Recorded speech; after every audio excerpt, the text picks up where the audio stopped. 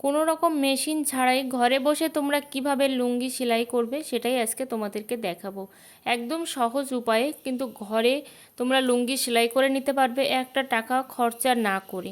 কারণ আমরা অনেকেই আছি যারা কিন্তু খরচা করতে পারি না বা সময়ের অভাবে বাইরে বেরিয়ে দোকানে গিয়ে লুঙ্গি সেলাই করতে পারি না, তারা কিন্তু অবশ্যই এইভাবে ঘরে বসে তোমরা লুঙ্গিটাকে সেলাই করতে পারবে। তার জন্য দেখো এখানে লুঙ্গিটাকে প্রথমে আমি ভাঁজটা খুলে নিচ্ছি।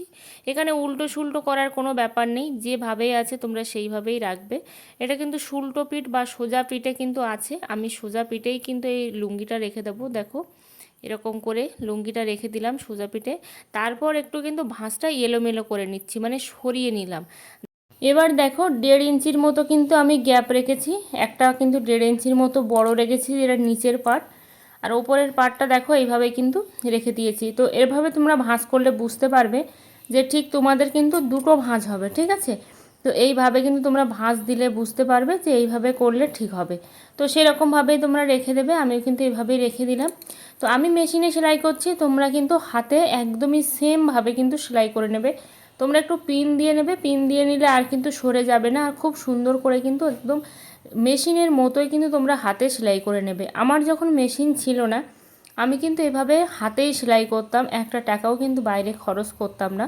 কিন্তু এখন যেহেতু অন্যের কাজ করি, লোকের কাজ, তো সেই জন্য কিন্তু অবশ্যই আমাকে এটা মেশিনেই করতে হয়। আর অবশ্যই বাড়ির জিনিস কিন্তু আমি এভাবেই সেলাই করতাম, মেশিন যখন আমার ছিল না। তো দেখো এইভাবেই কিন্তু সেলাই দিয়ে নিচ্ছি ওপর নিচ। এই যে সাইডে যে ফাঁকাটা রেখেছো সব কটাই কিন্তু সমান হবে, কোনো সাইডে কাপড় বেশি কোনো সাইডে কম এরকম করে কিন্তু রাখবে না, তাহলে কিন্তু তোমাদের যে লুঙ্গির যে ভাঁজটা দিতে হবে ফোল্ড, এবার দেখো এইভাবে কিন্তু কোনো রকম উল্টানো হয়নি, কিন্তু এই যে দেখতে পাচ্ছ আমি কিন্তু উল্টাইনি। তো এইভাবেই কিন্তু এবার ভাঁজ দিয়ে দিচ্ছি, একটু হাতের দিকে ফলো করলে তোমরা কিন্তু বুঝতে পারবে যে ঠিক কিভাবে আমি ভাঁজটা দিচ্ছি। তো এইভাবে দেখো ভাঁজটা দিয়ে দিলাম, এইভাবে ভাঁজটা দিয়ে দিয়েছি। এবার কিন্তু তোমরা সেলাই করে নিতে পারবে, এইভাবে কিন্তু এবার সেলাই দিতে হবে। তো এইভাবে তোমরা কিন্তু হাতে সেলাই করে নিতে পারবে, মেশিনেও সেলাই করে নিতে পারবে। তো এইভাবে সেলাই করে নিলে কেউই কিন্তু বুঝতে পারবে না যে এটা হাতে সেলাই কি মেশিনে সেলাই। আর এইভাবে সেলাই করলে কিন্তু কোনো রকমভাবে যে একটা ভাঁজ পড়ে বা মোটা অংশ থাকে সেটাও কিন্তু থাকবে না। আশা করি তোমাদের ভিডিওটা অবশ্যই ভালো লাগবে, আর যদি ভালো লেগে থাকে অবশ্যই তোমরা বাড়িতে এইভাবেই কিন্তু সেলাই করে নিও। দেখো এভাবে কিন্তু পুরোটাই আমি সেলাই করে নিচ্ছি। আর একদম সাইড বরাবর কিন্তু সেলাই করতে হবে, একদম কানা দিয়েই কিন্তু সেলাই করতে হবে, তাহলে কি আর কিন্তু আর উঁচু থাকবে না, দেখতেও কিন্তু ভালো লাগবে। এইভাবে দেখো এবার চাপ সেলাইটা দিয়ে দিলাম। দেখো আমার কিন্তু লুঙ্গিটা সেলাই হয়ে গেছে, আমি নিজেই কিন্তু বুঝতে পারছিলাম না যে ঠিক সেলাইটা আমি কোথায় করেছি।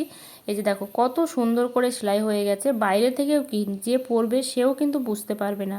ভিডিওটা ভালো লেগে থাকলে অবশ্যই একটা লাইক কমেন্ট করে পাশে থেকো।